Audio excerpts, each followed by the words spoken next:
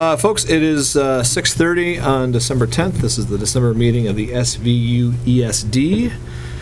I'd like to call the meeting to order, please. The first agenda item is the Pledge of Allegiance. So if everyone can stand for that, please. I pledge allegiance to the flag of the United States of America and to the republic for which it stands, one nation, under God, indivisible, with liberty and justice for all. Thank you. Now, the second agenda item is public comments. So we'd open the floor to any members of the public who might want to make a comment. But seeing none, we will move on to our next agenda item, which is the approval of the consent agenda.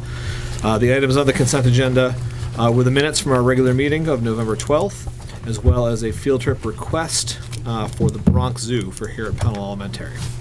So any questions about the items on the consent agenda?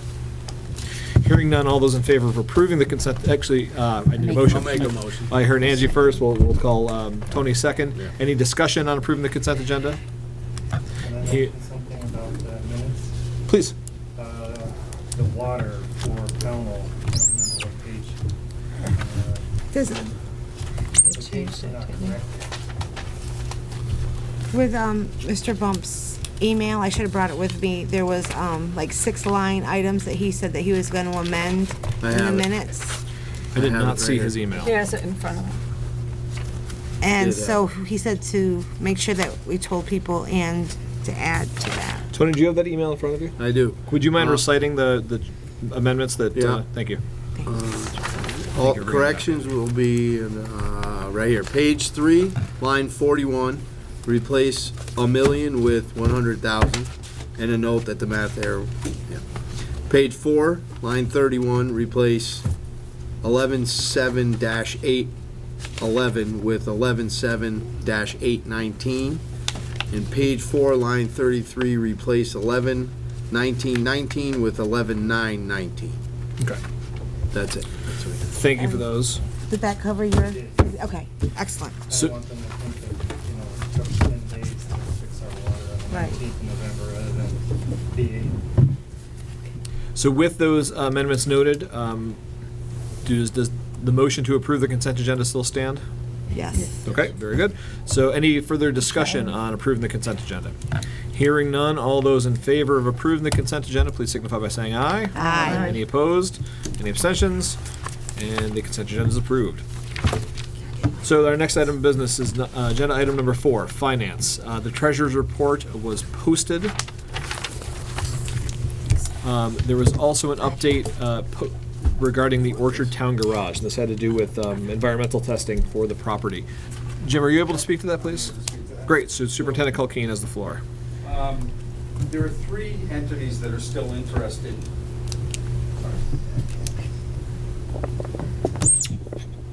I'm sorry. There are 3 entities that are still interested: the Rural Fire Department, the Career Development Center, and the elementary school district. The town has indicated that we could get the property on very favorable terms if we pay for the phase 1 testing to make sure, which we would want to do before we took ownership. So my recommendation is that we would spend the $3,500 to $4,500 to have the phase 1 testing done before we would then begin discussion. And the CDC has indicated that they're willing to pay a portion of that $3,500 to $4,500, I mean the $4,000. We just have to work out the details of who's going to pay what percentage, but it's the gentleman who's going to do it comes highly recommended to do this phase 1 testing, which is soil contamination. Mhm. That's what we're looking for. What we would want to take from. So Superintendent Culkeen, if we decided that yes, this is something we should spend money on, if the report comes back indicating this is not a piece of property Walk away. that we want, okay, so we're done. We So are under no obligation by doing this. Okay. As a condition of the purchase. okay. I have a question. Yes. So the SVSU is looking to take ownership of this garage? No, the Union Elementary School District would take ownership of it. The SU cannot own property, so it would be the Union Elementary District, and we would, into some type of lease share agreement with both the CDC for them to store vehicles on the property, and the rural fire department is looking to, at some point, buy a buffer zone on that property so they can expand their building. All those details will come forward, but first we want to make sure the property's clean. And just from an historical perspective, because I don't know that we've actually discussed this property at this board, but this is a piece of property located across the street from Molly Stark Elementary School. It's where the salt is stored for at least most of the salt is stored for the district. It's also used as overflow parking because Molly Stark is pretty short on parking. So this was something that the BSD had taken a look at, I don't know, several months ago. But because there was this huge unknown about the level of soil contamination, we decided, no, we're not going to take any action until the merger occurred, and then we, as a full board, could come and everyone could have a voice at the table. So that's why it's coming up again. But if you're using it for parking, why the testing? Well, if we take ownership of it and there is any contamination, then we would own that contamination. So we want to make sure that the property is clean before we would take the title over from the town. What was the prior use for that building? The town municipal garage, so So did it have fuel at one time? I don't know. If it had fuel at one time, there is a super fund for the state of Vermont which would be free and they would take care of it.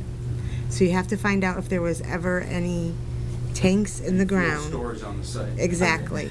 I'm pretty sure there wasn't. I worked for the town for a long time. There was or wasn't? It wasn't, as far as I know, because they were talking about buying a tank to keep gas. Right. So when they wanted, I haven't been to a board meeting probably in the last 5 years, but they talked about it, and I don't know if they ever purchased that, Right. because when Ray Jelly took over, So this study would Yes. allow us to make a decision based on testing soil samples, not, memories or us trying to.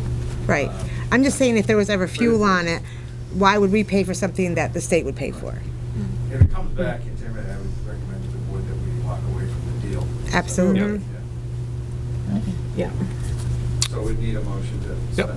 spend. Before any sort of motion is entertained, any further questions for the superintendent? I know that when we were talking about it for the BSD, we were talking about the whole lease and paying a Right. small fee to utilize for parking and whatnot. What is, I where, believe that we would take possession of it for a minimal or no fee. Would be the offer has changed from what we initially thought. okay.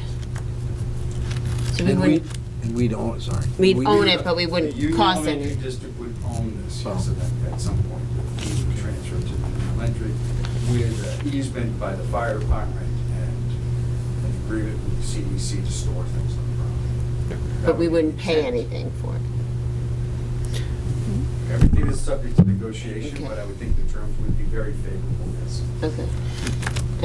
And I guess my question is, if we didn't want to own it per se because of the contamination concerns, if it does have contamination, what's going to happen with that property? And is there still the possibility for the Yeah. agreement that we have now? Whether the town would want to continue to own it and then lease it back to us, I can only speculate at this point in time. But my understanding is they don't want anything further to do with the property. They have no need for it. And as you know, it's very tight there, particularly when there are school events. And, but if we ever wanted to build anything on the site, and there's no intention to do that at this point, that could trigger further testing beyond a phase one, because then we'd actually be digging there. So Right. Yeah, I mean, Molly just had an event there this weekend, and having that parking available there made a huge difference than previous. we can't count on it being available. Correct. At some point, the town, if not us, they could sell it to somebody else Correct. who would fence off the entire property, and we would not have that. Yeah. And that was a special permission for us Correct. to use it for that event. Right. We're not allowed to use it Normally. normally all the Right. time. We store our plows and a couple pieces of equipment that they were kind enough to let us do, and we rent the salt shed. Right. Which is very valuable to us. So before any motion is brought to the floor, any further questions for the superintendent? So hearing none, I would entertain a motion on this. So moved. Motion to approve the Approve. expenditure? Yes. So, and then Angie, the second, so we have a motion on the floor to approve the expenditure up to $4,500 for the Phase 1 test as outlined in the proposal. Any further discussion? Hearing none, all those in favor of the motion, please signify by saying aye. Aye. Any opposed? Any abstentions? And it carries. So thank you for that, Superintendent Culkeen. And then the last bit under finance is the Pownell bus contract update. Superintendent, turn it back to you. I went to the Pownell Select Board meeting last month along with Cindy and Angie, and I think it was a productive meeting. The agreement is that all of the schools in the Union Elementary District can use the buses. There is no priority given to any one, which was the intent of this board, is my understanding. But a pledge that all the principals would work together, and that was the message that I took to the Pownell board, that, I don't anticipate that there would be conflicts. There may be one that, say, Pownell has does a field trip this Friday, but the buses are committed somewhere else, or an example like that. The principals all communicate with each other, and they would work out when and if there was a conflict. So I didn't see the need, and they agreed. So there is no provision or understanding that there's a priority for any one school within the district. It's available to everyone. The other matter is the insurance, and they're working on it. They're close, but they do not have. The last email I have is that they do have a quote for raising it to $5 million, an additional $4 million over the $1 million they already have from the agency. But there's no contract signed yet for that insurance, so the select board is handling it. And just to refresh everybody's memory, Pownell always had $1 million insurance on their buses, but they were under the SU, so they were also covered by the SU umbrella, which is $5 million. So the message that I took to the Pownell Select Board from this board is that we need to have the bus insured for $5 million liability insurance. So they are working towards it. The last email I got said they're hoping for something firm by the 28th, but as of right now, there's still not $5 million worth of insurance on the bus. Okay, thank you. My question on that, so if that's settled on the 28th, our meeting isn't again until the 14th of January. Is that something that Yeah, if I can be recall, signed? I thought we said, and we can check the minutes, that if the central office gets assurance that we see a rider that they have $5 million worth of insurance, then we can go ahead and look at it. I think that was the intent, yeah. Okay. Yeah, so that the contract can be signed Right. without further action from this board, because we've already covered And, it. and the other point I should point out, the select board asked, and we certainly understand that the rates that they originally quoted us will have to go up to reflect the increase in the additional insurance. As we said, it wasn't about what the rates were as much as availability and coverage. Well, I'm hoping that we can settle it sooner than later, because we've promised these kids in Pownell field trips. And it really, it tears at our heart to think that this shouldn't have taken this long. That's all I'm gonna say. Hope it's settled before June. That would be nice. And just speaking of things taking a long time, I do want to acknowledge everyone from this board and the superintendent who attended that meeting, that select board meeting. I watched it on Cat TV, and it was a very long meeting It was that extremely you long. guys sat through How in about order to get to the 2.5 end. hours before they got Yes, to it us? was. It was long. So thank you for that, for Yeah, we thank Jim. that amount of time you spent there. Thank you. Anytime you need. Any further questions about the Pownell bus contract? Okay, so moving on to number 5, committee reports. Chayla, are you able to give an SVSU report, please? SVSU, we had our special meeting last week.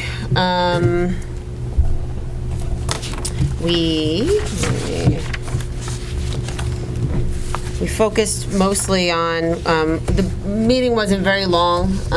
We went to budget.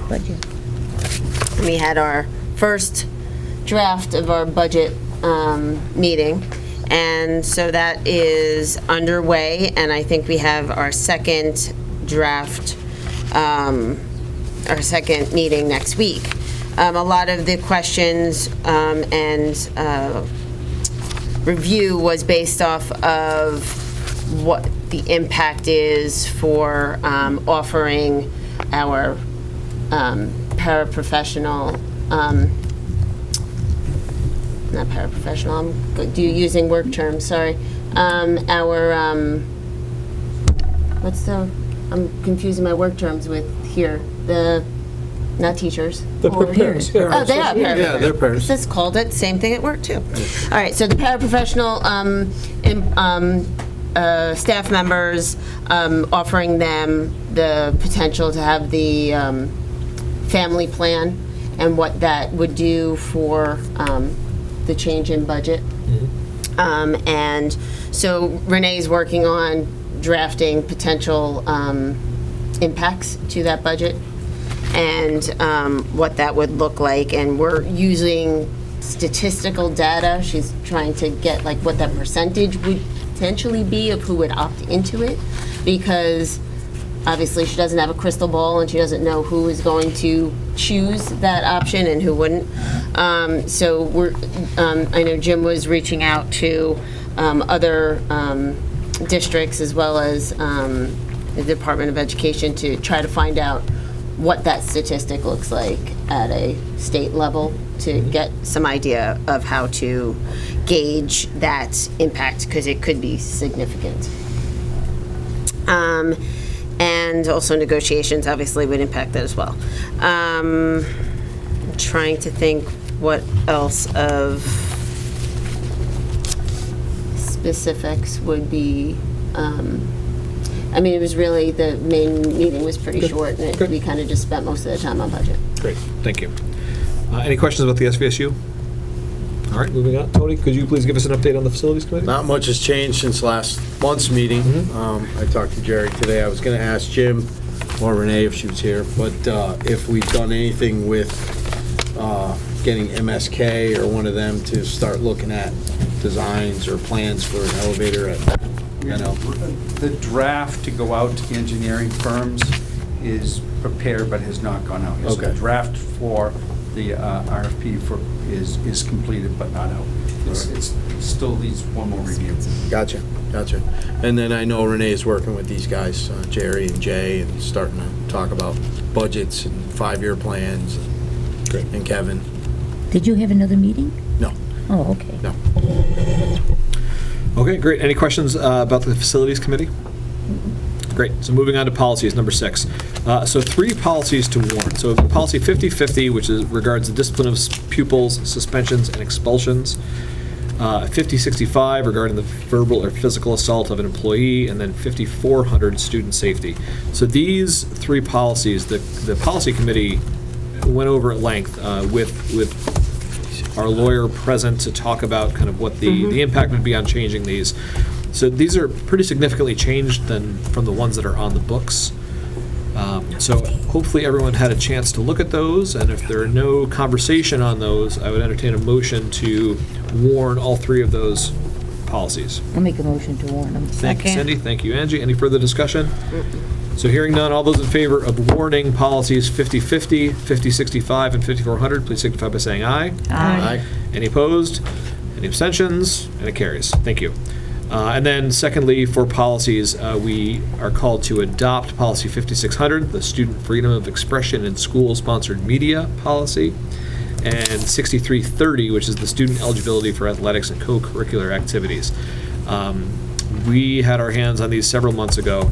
5600 has just been changed to mirror statute, and then 6300 was greatly curtailed from its previous version, and it's all present there, and admin regs really addressing the bulk of what needs to go on there.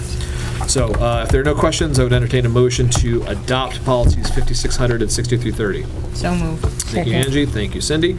Any further discussion? Hearing none, all those in favor of adopting 5600 and 6330, please signify by saying aye. Aye. Any opposed? Any abstentions? And that motion carries. Thank you very much. Agenda item 7 brings us to introducing Todd Phillips, the Pownell Elementary principal. Mr. Phillips, the floor is yours. Thank you, and first of all, welcome to Pownell School. I appreciate you coming out tonight. Of course, it is the scheduled board meeting, but I did enjoy taking you folks around for a tour of the building, so thank you. You do have in your packet a letter from Secretary of Education Daniel French. I do have a couple other copies here. Pownell School was once again recognized as a Vermont PBIS exemplar school. Great. For the, what, third time? Fourth time. Fourth year in a row. Yep. Excellent. So our Yes. students try really hard every day to follow expectations. We feel like our behavior referrals are going down, and that shows in the data that we give to the state, and our academics are improving, and that's what really qualifies a school for an exemplar status. So just wanted to recognize us again, because I think our staff and our students were working very hard. Well, kudos to you for being a good leader. Thank you. So in my letter, I just wanted to highlight a couple other items. So I didn't want to take up too much time, but we did have, we have our new school resource officer, Michael Moran. He's Corporal Michael Moran. He started November 12th, and starting to build relationships with students and being very visible in the building. So he's a great addition to our school. We had our secure the building drill for November, and having him here just to me felt that we were a little more safe. And I don't know just the tone of the building that day when we had that drill, but I thought that that was a something I wanted to share tonight. So thank you for the support of school resource officers. As you can tell, we do have parent-teacher conferences this week, so you did see some parents coming in and out. So even though we have early release on Thursday and Friday, our teachers really take the time to meet with parents at their convenience. So they're here tonight, they're here tomorrow night, they're here whenever they can to schedule these conferences. So I just really want to thank our community. We get really nice support from our parents attending conferences, and our teachers really go above and beyond making the time available for them. So it's been nice to see parents coming in and out this week. We have a couple items on our calendar this next week. On Tuesday evening, we have our winter band and chorus concert coming up on Tuesday. Our holiday meal for all of our family and friends would be Wednesday. They normally have me serving some type of dessert to families as they're coming through, and I really enjoy that, saying hi to the families and the grandparents and aunts and uncles, and it's really a nice time. The difficult piece of that, and I've recognized it, that some students don't have that that support, and it's so nice to see these other families embracing the other kids and making sure that they're part of their family togetherness as well. So even though some students don't have somebody to come here with them, we have staff members sitting down with them, and we have other folks that really try to embrace all kids in the building. That's good. Then coming up in the winter in January, we're going to start our winter benchmarking after the holidays. Teachers will again assess student progress in math, English language arts, writing, social emotional behavior, and then once we gather that data, we will compare it to our fall data to make sure that our students are progressing. I do have some letters that I'd like to share. Some students in the 6th grade wrote to me why they thought Pownell School is a great place to be, so I just wanted to share those letters. We have a wonderful library, as you can see around us. We have a lot of fiction, nonfiction books. Our librarian, she came up with a packet for you guys to take a look at the number of volumes that we have in this school compared to a typical elementary school. We feel like we're really well off here with our library. And I think that's it. Questions? Thank you so much. Thank You're welcome. you. And I'll pass these out. Thanks. Great, thanks. Keep up the good work. Thank you. Are they the same? Yeah, Oh, no, there's they're two. not the same, so if you just wanted to share them and read a few and pass them on, but thank you.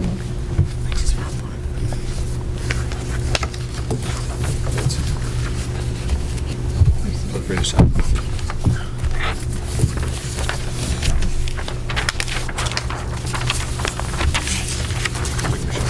All right, so moving on, our next agenda item is number 8, the superintendent's report.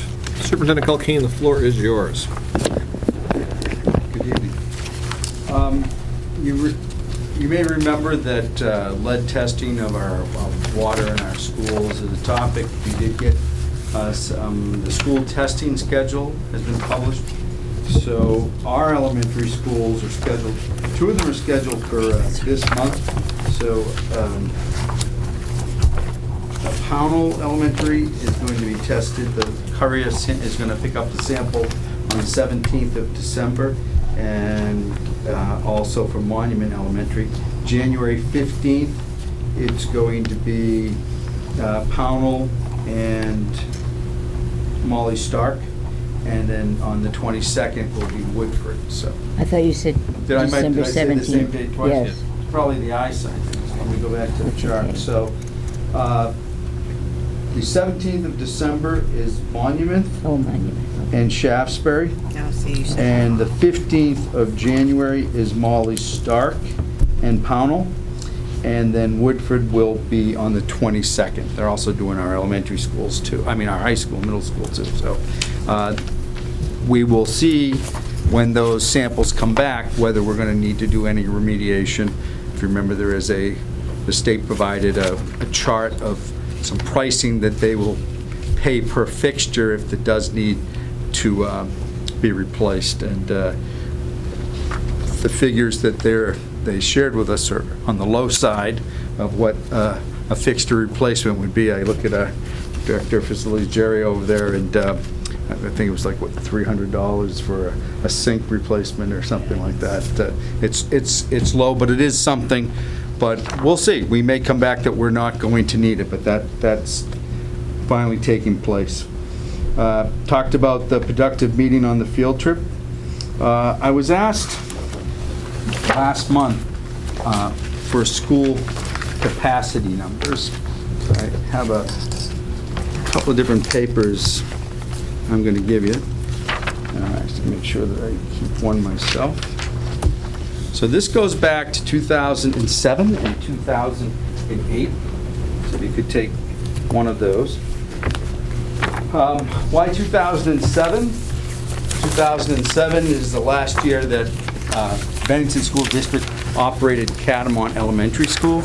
And you can see that 2008, it's not operating, so the numbers go up. For example, you'll see Molly Stark went from 305 students to an enrollment of 421. Give you a minute to look at that. I don't intend to do anything with this information tonight other than to start sharing with you so that we can then have further discussions.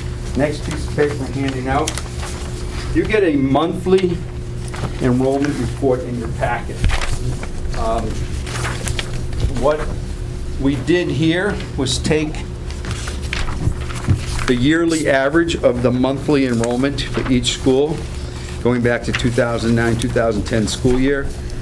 That is the average yearly enrollment for the schools. Doesn't mean it's capacity, that's enrollment. The next thing that we're going to have to do is trying to determine what the capacity of each school is. And just because a school back 10 years ago might have had 400 students in it, might not mean that there's room for 400 anymore because of other services that are now being offered in a school building that takes up space. So along with those numbers, I'm forming a working group to work on merger issues, and that's what's driving us looking at these numbers. Merger issues like the study of, to make recommendations then back to the full committee. So some of the things that we would look at, topics include, local school attendance zones, school choice, magnet or theme-based schools. That's what I mean by a magnet school. So I'm going to ask a principal to serve on that committee, central office administrator. I'm going to ask the chair to give me 2 board members to join this working committee. Should understand that the committee is going to do most of its work during the daytime. It may involve going to visit some other schools outside of our district to see what a theme-based or magnet type school would be, which means, like, by what I mean by theme-based is, maybe we decide, we're sitting here in Pownell tonight, maybe we decide this is going to be the Art and Music Academy for the district. So, and it's open enrollment to anybody from anywhere to come here because they have a great music and art program. It's just an example. I don't mean that that's what's going to happen, but that's what I mean by a theme base. So we have time. There is no timeline other than we can't do anything for a year and a half on these, but time has a way of going quick.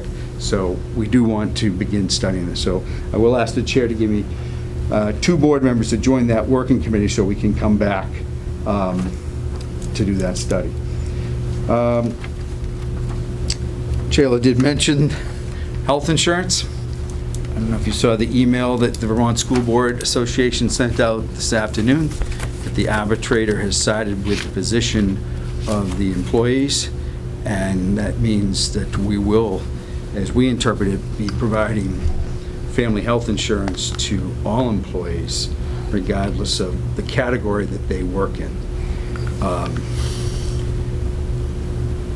It's going to be $1 million plus impact to all our budgets, and not just the Union Elementary, mostly to the supervisory union, because that's where support staff and paraeducators reside. If those, remember, we moved them all there, and so we're just processing that. I think I got that email, I want to say around 4 o'clock, 3:30 today, somewhere around that time.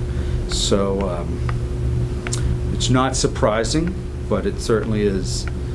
We have to see what that impact is, but I can't imagine how it would be less than $1 million and a half impact to provide family health insurance for anyone who wants to select it, if we go by what averaging, looking at what teachers are. Don't want to panic anybody yet, I could be wrong, but I just want you to be aware. I got a quick question. Is that for full-time and part-time staff, all of them? Health insurance, the arbitrator put to 17 and a half hours qualifies you for health insurance. Okay. To the email that I saw, yeah. Where we usually kind of go by 20, so that lowers it. We're also finding that we're not getting too much sympathy as we talk to other school districts about, because most school districts already offer this. I guess we're a little out there by ourselves by asking our lower paid employees to pay the highest percentage for health insurance.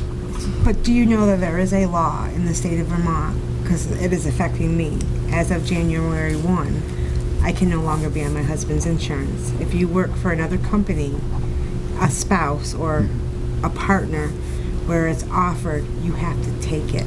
That company doesn't have to give you insurance. They only have to insure the person that works for them and their children until the age of 26. I'll look into that, but we no also... spouses. Yeah, we also could be impacted by a collective bargaining agreement too, so, but I'll that's I'll something you note should that. check into. Yeah.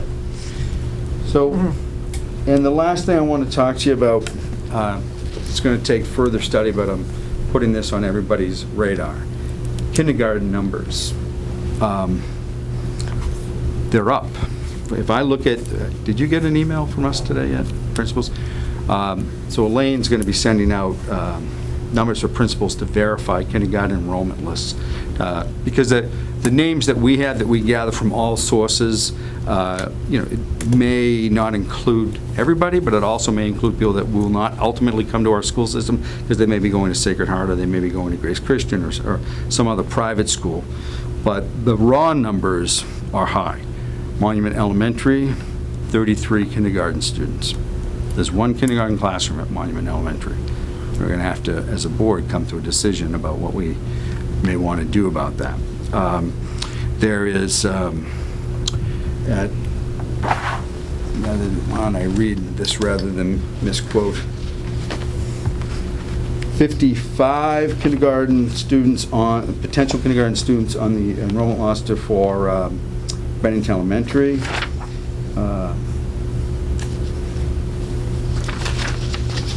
60 for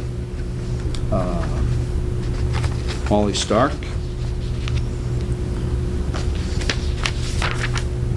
35 actually for Monument. 28 for Pownell Elementary, and 20 for Shaftesbury Elementary. And I'll point out that Pownell has 2 kindergarten classes, 2 with 28 potential coming in. Monument has 1 with 35 on the list. That's not going to happen. So first thing I need to do before we go into banquet is verify these numbers. That's why we're sending the lists out to principals for them to look and see who they may look in. And it's early in the process, so we still may have some other families that come in. We'll also start to cull to see where they go in. But just to let you know, that's not great news, unless we're trying to build our numbers. And there's no physical space at Monument to add another kindergarten class. They have 2 first grades right now because that was their bump year, but physically there's no other classrooms. We already took their art room away in a previous year to put the 2 kindergarten classes in last year that became the 2 first grade classes this year. Current kindergarten class is 23, which is a big kindergarten class at Monument. So I don't want to say what our solutions are yet because I don't want to start people and families panicking, but it is a concern that we're working on and we'll keep you up to date on. Any other good news?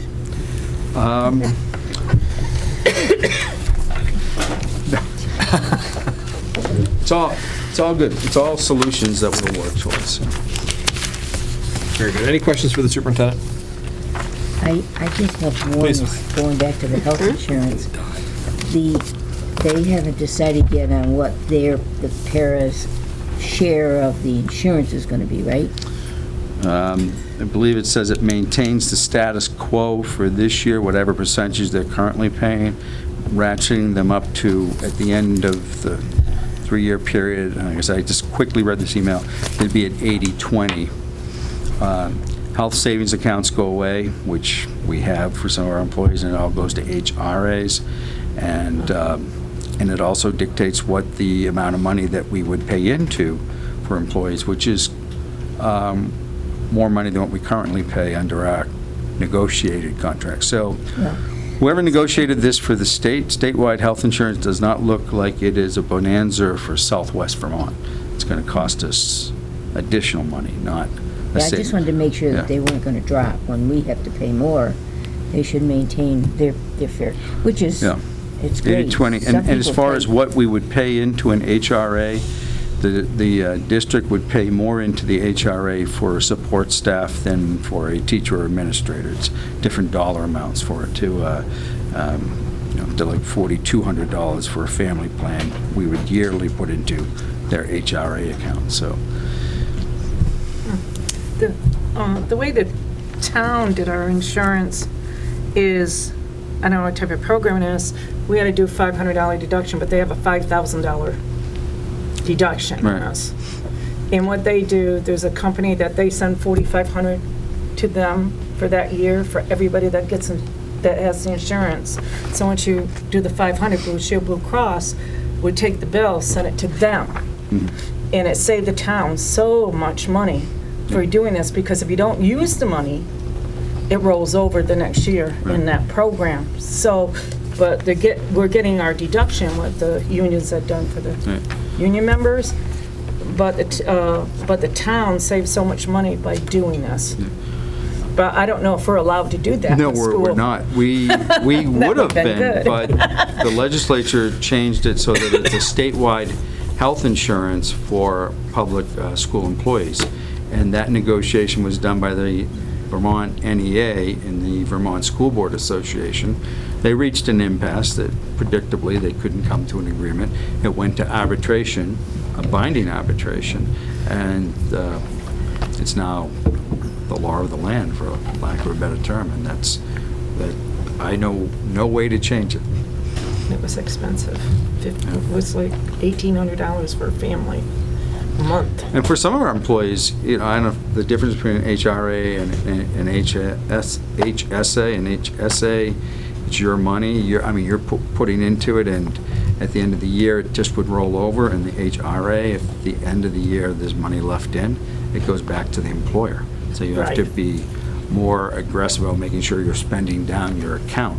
So that HSA, which we thought was a much more flexible option and actually more beneficial to the employer to the employee, the Vermont NEA wanted no part of, which I don't understand why. Because it runs what they did agree to runs the potential that if an individual doesn't spend what we put into their account, at the end of the year, it comes back to us. Right. And it was tax-free for the employee. Right. They didn't have to claim Yeah. it, so isn't good for them either. Any further questions for our superintendent? Great, so moving on to agenda item 9, which is the chair's report. Just very briefly, so the superintendent touched on the merger issues study committee. And as we're finding out, sort of more and more of these little surprise issues are coming up that maybe none of us foresaw. As Superintendent Culkeen noted, most of this work is going to take place during the day because a lot of it is going to be coordinating with different central office staff, potentially going out of district to visit other schools and see how they are managing things. So if folks have an interest in serving on this, please let me know. You can send me an email, you can give me a call, and let me know. I will be one of the 2 bodies on that study committee, not a committee, the study group. There will not be quorum, so it's not going to be a public meeting setting. It's going to be the folks that Superintendent Culkeen outlined, and then 2 of us. So let me know if you want to do that. So that's it for the chair's report.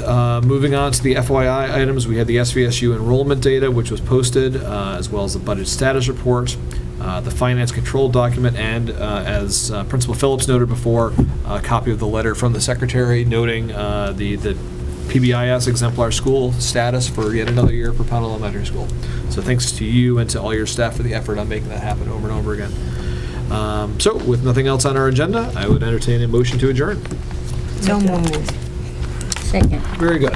All right. Any further discussion on adjourning? You want to talk about it, Spark?